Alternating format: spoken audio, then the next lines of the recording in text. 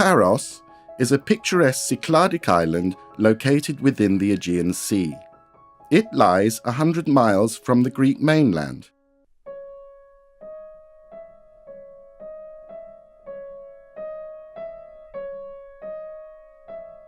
Near the island of Paros is the small, desolate island of Despotiko. Despotiko is home to a remarkable, relatively unknown treasure with ancient roots. Recent archaeological discoveries have unearthed ruins that date back to the 8th century BCE. The rich and diverse findings of this archaeological site create a compelling window into the past. Research at this location helps us understand ancient cultural practices in the Cyclades. In turn, we also gain insight into the power and the wealth of the ambitious inhabitants of Paros. I don't think they ever wanted to become a great power. They just wanted to have the position they deserved and to guarantee prosperity for their people, which they did. Paros had the ability to construct such a sanctuary because of the wealth they attained through their vast resource of highly prized marble. Parian marble was sought after throughout the ancient world for statuary purposes. The marble played a very important part in the economy of Paros. So it is sure that having the best marble gave a special position to Paros within the Cyclades, and the privilege and of course a lot of prosperity. So everybody knew Parian marble, and if they wanted something very expensive and very beautiful, they were ordering the unique Parian marble. This gave to Paros extreme wealth. Parian marble was the standard to which all other marble was compared. Only the greatest artists could afford to use Parian marble. Parian marble, because of its quality, became so famous. We know that Solomon, for his temple in Jerusalem, ordered Parian marble. You have the Venus of Milo in the Louvre and the Nike of Samothrace in the Louvre. We have a beautiful Hermes of Praxiteles in the Olympia Museum and many, many other works of art.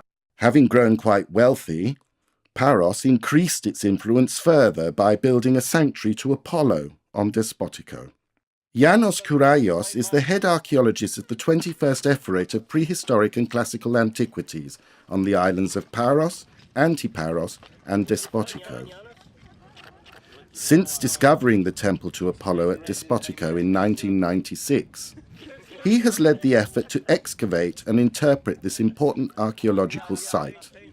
There I discovered in 1996 a huge sanctuary of Apollo with a lot of buildings. Until now we have 12 buildings, and the temple and the estiatorium. And the main excavated area is the temenos, how we call it in Greek. It's the main perivolos, the enclosure, where the building, the cult building of Apollo. Ancient Greeks incorporated religion into every aspect of their lives and adopted patron gods.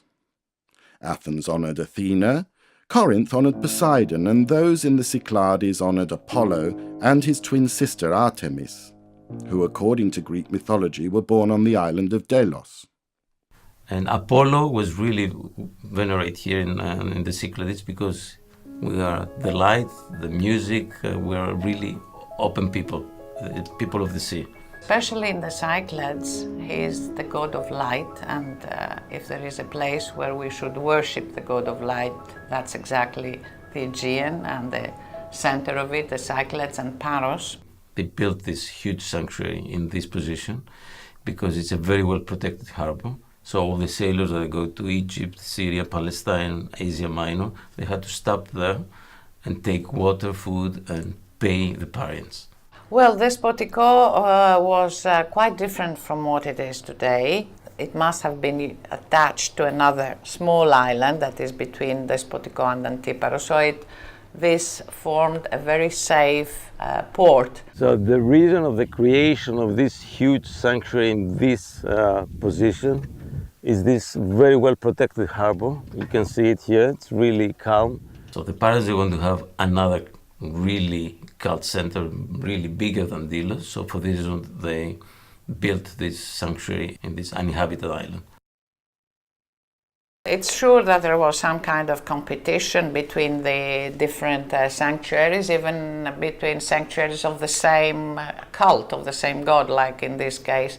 It is sure also that Delos had the, in a prominent position. The main was the dominant, let us say, sanctuary of Apollo in the Aegean Sea. Ships must have gone to Paros first for, their supplies, their exchanges, whatever, and on the way back to their homes, or to other ports, they would stop at Despotiko and worship Apollo, and the goddess Estia, who was the patron goddess of sailors, who was also worshipped in the same site. So here in front of the temple, stylobate, we have the Vothros of the altar, or we call it Vothros in Greek. We have the altar of the Hestia of the Isthmus.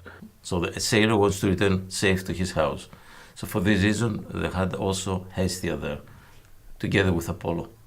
So who was going to Despotiko? The sailors. They have a strong presence there. We believe that most of the votive offerings were offered by sailors who came not just from the Greek islands or the Greek city-states on the coast, but also from Egypt, from Asia Minor. We have faience from Egypt. We have ivory from North Africa. Those ivory fibula. Then we have vases from Corinth and Rhodes. It seems that Despotiko was known, all around the world, let us say, of the Eastern Mediterranean, but also Peruvians must have gone there to worship Apollo and bring not just offerings of statues or other votive offerings, but also sacrifices.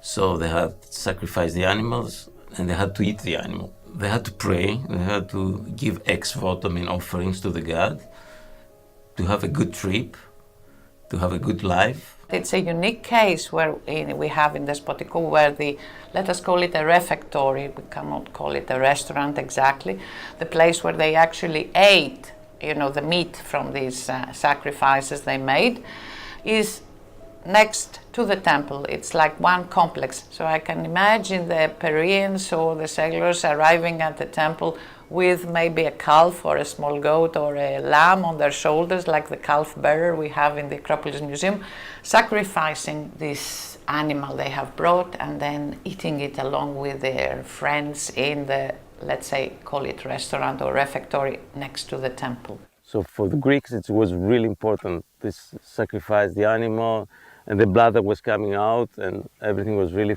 sacred for them. There was a war between the Persians and the other cities, the Greek cities. So the only city that has been with the Persians was Paros. So for this, that was the reason. The real reason was the money of Paros. But the thing is, they want to punish the Paros because they have been with the Persians. Persia was like the great power of those days. They wanted to get control of the Aegean Sea, and on their way to Marathon they stopped at Paros. And the Peruvians, who had good relations with the Persians, they had commercial exchanges with the Persians, were obliged to let us say participate in this war, and they had to send 3 ships. So they go there and in fact they get defeated. The next year the Athenians, who are now very, very, proud of themselves because they had brought this huge victory against the greatest power of those days, they decide they will punish the Peruvians. So they send Miltiades, the great general, the great winner of the Marathon battle, and they are sure they're going to win. But Miltiades stays here for several months and he's unable to conquer the island. He, the great winner of the Marathon battle, humiliated by just a small island, the island of Paros. And it seems that on the way to Athens, as soon as they leave Paros, they want to take revenge. They are so enraged with the Peruvians that they decide to stop at Despotiko and destroy the sanctuary of Despotiko, which was very, very important and very popular among the Peruvians. So they commit a crime, actually. They make a huge sacrilege by destroying statues and other votive offerings that were sacred and that had been offered to the god Apollo. Old ex votos that were either destroyed worn or too old and had to be replaced by new ones were often buried within the territory of the sanctuary. They didn't have the right to take them out, to sell them or destroy them. They had to collect all those items and put them underneath the slabs to protect them and not throw them away. Over 600 items were excavated from underneath these slabs of room A1. Among these items was a lioness figurine made of terracotta. In addition, there were several small ceramic vessels known as aribali, which were possibly used for perfume. There was a falcon-shaped amulet depicting the god Horus. 2 gold beads and a cylindrical-shaped pendant were among the gold jewelry artifacts found.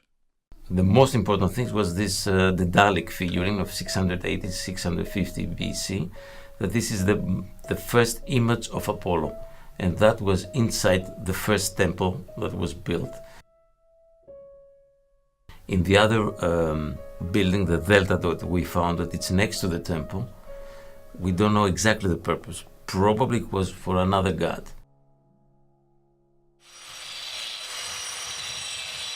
In 2014, workers from the Acropolis began the restoration of this significant historic, religious and cultural attraction. And this is really important for the locals, for the parents and the people from Antiparos, for touristic reasons, to have an archaeological site.